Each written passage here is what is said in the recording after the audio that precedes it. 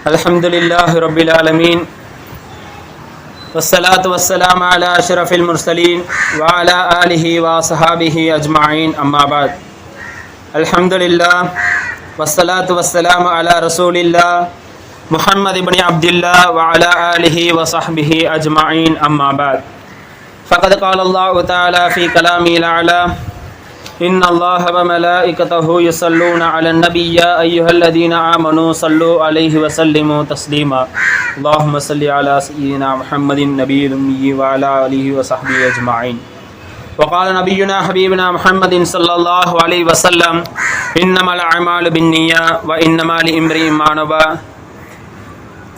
صدق رسول النبي الكريم ونحن على ذلك من الشاهدين والشاكرين والحمد لله رب العالمين.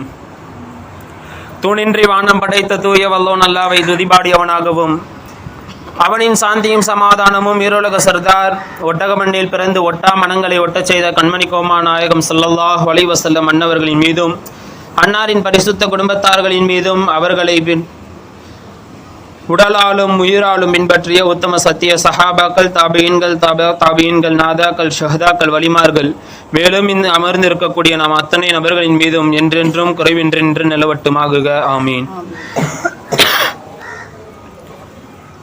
அல்லாஹ்வினுடைய மாபெரும் கிருபை என்னவென்று சொன்னால், அல்லாஹு தஆலா மிகவும் நேசிக்கக்கூடிய, அல்லாஹு தஆலா மிகவும் விரும்பக்கூடிய ஒரு நபரை அல்லாஹு தஆலா இந்த ஒரு நாளிலே சோதித்தான் என்பது வரலாறு சொல்லி காட்டுகின்றது. பொதுவாக ஒன்றை சொல்வார்கள், இப்ராஹிம் அலைஹிஸ்ஸலாம் அவர்கள் ஹலீலுல்லா, மூசா கலீமுல்லா, ஈசா ரூஹுல்லா, முஹம்மதுன் ஹபீபுல்லா என்று சொல்லுவார்கள். இப்ராஹிம் அலைஹிஸ்ஸலாம் அவர்கள் அல்லாஹ்வினுடைய உற்ற தோழர் என்றும், மூசா அலைஹிஸ்ஸலாம் அவர்கள் அல்லாஹ்விடத்திலே பேசியவர்கள் என்றும், ஈசா அலைஹிஸ்ஸலாம் அவர்கள் அல்லாஹ்வினுடைய ரூஹ் என்றும், பெருமானார் ஸல்லல்லாஹு அலைஹி வஸல்லம் அன்னவர்கள் அல்லாஹ்வினுடைய நேசர் என்றும் கூறுவார்கள்.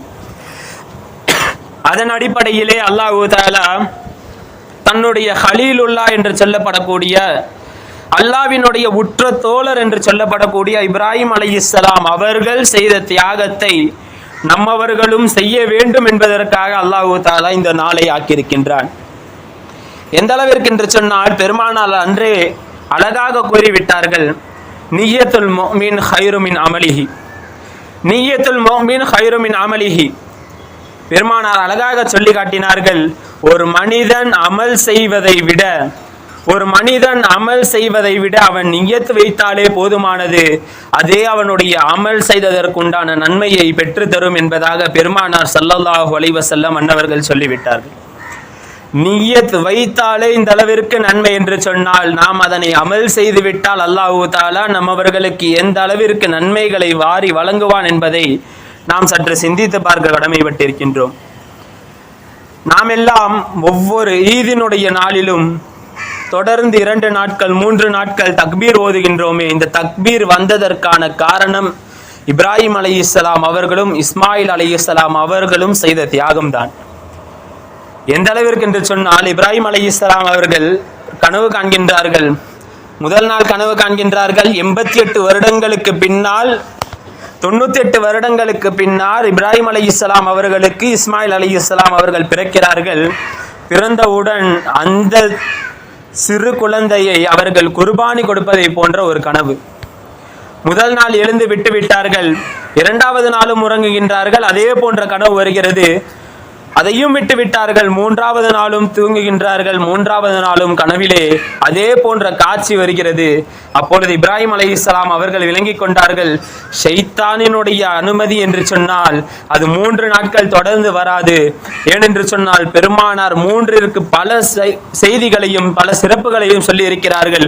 அல்லாஹ் தான் இந்த 3 நாளும் எனக்கு இந்த கனவை தந்திருக்கிறான் என்று சொல்லி தன்னுடைய மகனிடத்தில் சொல்லி அவர்களை அழைத்து செல்கிறார்கள்.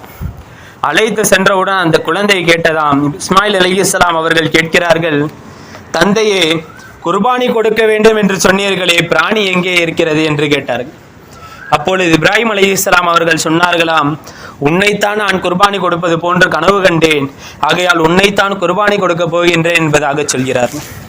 அப்பொழுது இஸ்மாயில் அலைஹிஸ்ஸலாம் அவர்கள் சொன்ன வார்த்தையை நாம் அனைவரும் சற்று சிந்தித்து பார்க்க வேண்டும். என்னுடைய ரப்பு கூறிவிட்டால் அதை ஏன் நீங்கள் இன்னும் தாமதித்து இருக்கிறீர்கள், உடனே அதனை நீங்கள் நிறைவேற்றி விடுங்கள் என்பதாக இஸ்மாயில் அலைஹிஸ்ஸலாம் அவர்கள் கூறுகின்றார்கள். அப்பொழுது இஸ்மாயில் அலைஹிஸ்ஸலாம் அவர்கள் சொன்னார்களாம், தந்தையே, நீங்கள் என்னை அறுக்கின்ற பொழுது, என் கழுத்தை நீங்கள் அறுக்கின்ற பொழுது வெகு விரைவிலே நீங்கள் அறுத்து விடுங்கள். ஏனென்று சொன்னால் அந்த வேதனையை என்னால் அதிகமாக தாங்க முடியாது.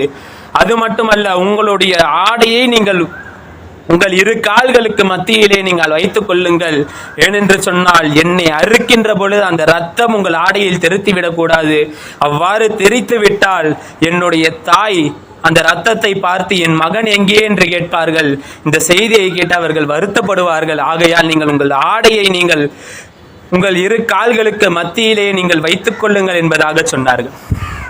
அப்பொழுது இஸ்மாயில் அலைஹிஸ்ஸலாம் அவர்களை இப்ராஹிம் அலைஹிஸ்ஸலாம் அவர்கள் மிகவும் தீட்டப்பட்ட ஒரு கத்தியை கொண்டு, வாளை கொண்டு அவர்களுடைய கழுத்தை அறுக்கிறார்கள். அறுக்க மறுக்கிறது. அல்லாஹ் தான் இந்த பூமியையும் படைத்தான், அவன் சொல்வதுதான் நடக்கும். குன் ஃபயகூன், குன் என்று சொல்லிவிட்டால் அது ஆகிவிடும் என்று அல்லாஹு தாலா தன்னுடைய திருமறையிலே அவனை பற்றி கூறுகிறான். அப்பேற்பட்ட நேரத்திலே அந்த கத்தியை அறுக்கிறார்கள், அறுபட மாட்டுகின்றது. அல்லாஹு தாலா கூறிவிட்டான், வாளே அந்த இஸ்மாயில் அலைஹிஸ்ஸலாம் அவர்களுடைய கழுத்தை நீ அறுத்து விடாதே என்று கூறிவிட்டான். ஆகையால் அந்த வாள் அந்த கழுத்தை அறுக்க மறுக்கின்றது. அந்த நேரத்திலே இப்ராஹிம் அலைஹிஸ்ஸலாம் அவர்கள், அல்லாஹ்வினுடைய கட்டளையே என்னால் நிறைவேற்ற முடியவில்லையே என்று ஓங்கி அந்த அருகில் இருக்கக்கூடிய ஒரு பாறையை இழுத்து அடித்தார்கள். அந்த பாறை நொறுங்கியது என்று வரலாறு சொல்லி காட்டுகின்றது. அந்த நேரத்திலே அவர்கள் மீண்டும் அறுக்க முற்படுகின்றார்கள். அந்த நேரத்திலே ஜிப்ரைல் அலைஹிஸ்ஸலாம் அவர்கள் முடி அதிகமான ஒரு ஆட்டை, செம்மறி ஆட்டை கொண்டு வருகிறார்கள். வருகின்ற பொழுது அவர்கள் சொன்ன வார்த்தை, அந்த கத்தி, அந்த வாள் அவர்கள் இஸ்மாயில் அலைஹிஸ்ஸலாம் அவர்களுடைய கழுத்தை அறுத்து விடுமோ என்று பயந்து அவர்கள் சொல்லிவிட்டே வந்தார்கள்.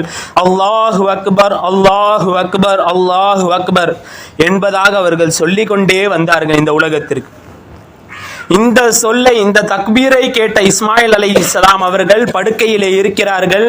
அவர்களுடைய கழுத்தை அறுப்பதற்காக இப்ராஹிம் அலைஹிஸ்ஸலாம் அவர்கள் தயாராக இருக்கிறார்கள். அந்த சப்தத்தை கேட்டு இஸ்மாயில் அலைஹிஸ்ஸலாம் அவர்கள் சொன்னார்கள், அல்லாஹு அக்பர், அல்லாஹு அக்பர், அல்லாஹு அக்பர், வலா இலாஹ இல்லல்லாஹு வல்லாஹு அக்பர், வலா இலாஹ இல்லல்லாஹு வல்லாஹு அக்பர் என்ற வார்த்தையில் இஸ்மாயில் அலைஹிஸ்ஸலாம் அவர்கள் சொல்கின்றார்கள். இந்த இருவரும் சொன்னதை கேட்ட இப்ராஹிம் அலைஹிஸ்ஸலாம் அவர்கள் அல்லாஹு அக்பர் வலில்லாஹில் ஹம்த் என்பதாக சொல்லி முடிக்கின்றார்கள். இந்த மூவரும் சொன்ன அந்த தக்பீரை தான் ஒவ்வொரு ஈதிலும் நாம் அனைவரும் சொல்லி கொண்டிருக்கின்றோம் என்பது நிதர்சனமான ஒரு உண்மையாக இருக்கின்றது. பெருமானார் ஸல்லல்லாஹு அலைஹி வஸல்லம் அன்னவர்கள் தங்களுடைய தோழர்களுக்கு மத்தியில் பேசும் பொழுது பெருமையாக சொல்வார்களாம், நான் 2 குர்பானி கொடுக்க வேண்டியவர்களுக்கு பிறந்த மகனாக இருக்கிறேன். முதலாவது இப்ராஹிம் அலைஹிஸ்ஸலாம் அவர்கள் காபாவை கட்டியதற்கு பின்னால் அல்லாஹ்விடத்தில் சொல்லி கேட்டார்கள், யா அல்லாஹ், என்னுடைய வழித்தோன்றதிலே உனக்கு பிடித்தமான ஒரு நபரை கொடுத்து விடு, ஒரு சந்ததியை வரவழைத்து விடு என்று கேட்டார்கள். இஸ்மாயில் அலைஹிஸ்ஸலாம் அவர்களின் மூலமாக இப்ராஹிம் அலைஹிஸ்ஸலாம் அவர்களுடைய சந்ததி தொடர்ந்து வருகிறது. கடைசியிலே அப்துல்லா ரலியல்லாஹு தஆலா அன்ஹு அன்னவர்கள் வருகிறார்கள். அன்னவர்களையும் அவர்களினுடைய தந்தை அபூ தாலிப் ரலியல்லாஹு தஆலா அன்ஹு, அப்துல் முத்தலிப் ரலியல்லாஹு தஆலா அன்ஹு அன்னவர்கள் குர்பானி கொடுக்க வேண்டும் என்று ஆசைப்படுகிறார்கள். ஒட்டகத்தை வைக்கிறார்கள். ஒட்டகம் மறுபடவில்லை.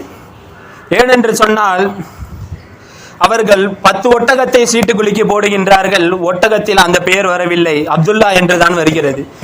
மீண்டும் அவர்கள் 20 ஒட்டகையும் அப்துல்லா ரலியல்லாஹு அவர்களுடைய பெயரையும் போடுகிறார்கள். அப்துல்லா ரலியல்லாஹு அவர்களுடைய பெயரே வருகிறது. நிறைவாக 100 ஒட்டகையும் அப்துல்லா ரலியல்லாஹு தஆலா அன்னவர்களுடைய பெயரையும் போடுகிறார்கள்.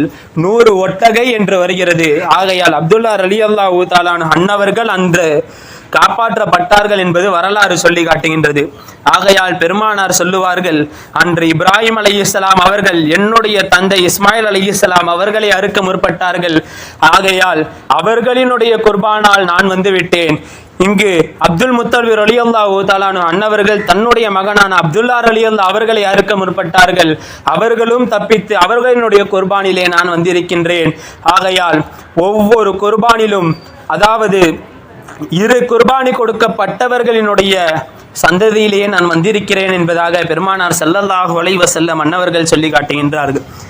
இன்னொன்று என்னவென்று சொன்னால், இன்னொரு முக்கியமான விஷயம் என்னவென்று சொன்னால், ஆரம்பத்தையும் எடுத்துக்கொள்வோம், நிறைவையும் எடுத்துக்கொள்வோம். என்னவென்று சொன்னால், பெருமானார் ஸல்லல்லாஹு அலைஹி வஸல்லம் அன்னவர்களினுடைய தந்தை ஒரு பக்கமும் அன்னவர்களினுடைய பேர குழந்தை ஹுசைன் ரலியல்லாஹு தஆலா அன்ஹு அன்னவர்களையும் எடுத்துக்கொள்வோம். அப்துல்லா ரலியல்லாஹு தஆலா அன்ஹு அன்னவர்களை, இஸ்மாயில் ரலியல்லாஹு தஆலா அன்ஹு அன்னவர்களை அறுக்க முற்பட்டது துல்ஹஜ் மாதம் பிறை 10வது நாள். அதே போன்று ஹுசைன் ரலியல்லாஹு தஆலா அன்ஹு அன்னவர்களினுடைய ஷஹீத், கர்பலாவிலே ஏற்பட்ட அந்த ஷஹீத் முஹர்ரம் மாதத்தினுடைய 10வது பிறையாக இருக்கிறது. ஆகையால் முஹர்ரம் 10 பெருமானாரினுடைய பேர குழந்தையினுடைய குர்பான் இருக்கிறது. அந்த மாதத்தினுடைய, அந்த வருடத்தினுடைய இறுதியிலே துல்ஹஜ் மாதத்தின் பிறை 10 அன்று நபி ஸல்லல்லாஹு அலைஹி வஸல்லம் அன்னவர்களினுடைய இரு தந்தையார்களினுடைய குர்பான் இருக்கிறது என்பதாக வரலாறு நம் அவர்களுக்கு சொல்லி காட்டுகின்றது.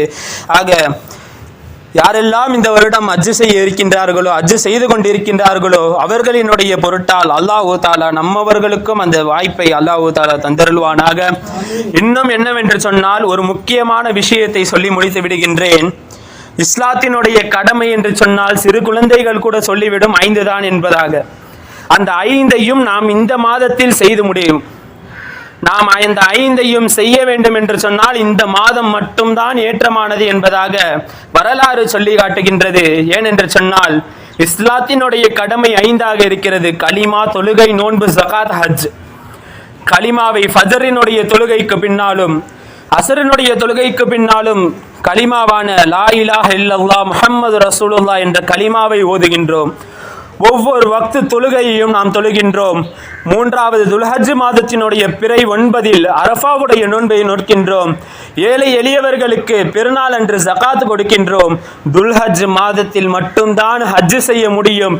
ஆகையால் 5 கடமைகளையும் ஒரு மனிதன் செய்ய வேண்டும் என்று சொன்னால் ஏற்றமான மாதம் இந்த துல்ஹஜ்ஜுடைய மாதம் தான் என்று கூறி வாய்ப்பளித்த அல்லாஹ்விற்கு நன்றிகளை தெரிவித்துக் கொண்டு எனது உரையை நிறைவு செய்கின்றேன். நாம் மரணிக்கும் பொழுது லா இலாஹ இல்லல்லாஹ் முஹம்மது ரசூலுல்லாஹ் என்ற கலிமாவை மொழிந்து ஜன்னத்துல் ஃபிர்தௌஸை கண்ணால் கண்டு மகிழ்ந்து சிரித்த வண்ணமாக மரணிக்கக்கூடிய பாக்கியத்தையும், நாளை மறுமையிலே கண்மணி கோமா நாயகம் ஸல்லல்லாஹு அலைஹி வஸல்லம் அன்னவர்களின் திருக்கரங்களால் ஹவுதுல் கௌசர் என்கின்ற தடாகத்தில் நீர் பருகி நாளை தலைக்கு மேல் ஒரு ஜானிற்கு மேல் இருக்கக்கூடிய அந்த மறுமை நேரத்திலே, வெயில் இருக்கக்கூடிய அந்த நேரத்திலே அல்லாஹ்வினுடைய அர்ஷின் நிழலிலே நாம் அனைவரும் நிழல் பெறுவதற்கு அல்லாஹ் தஆலா தௌஃபீக் செய்வானாக என்ற நல்ல துஆவோடு உங்களுடைய துஆவையும் ஆதரவு வைத்தவனாக எனது உரையை நிறைவு செய்கின்றேன். வாஹிரு தஅவானா அல்ஹம்துலில்லாஹி ரப்பில் ஆலமீன்.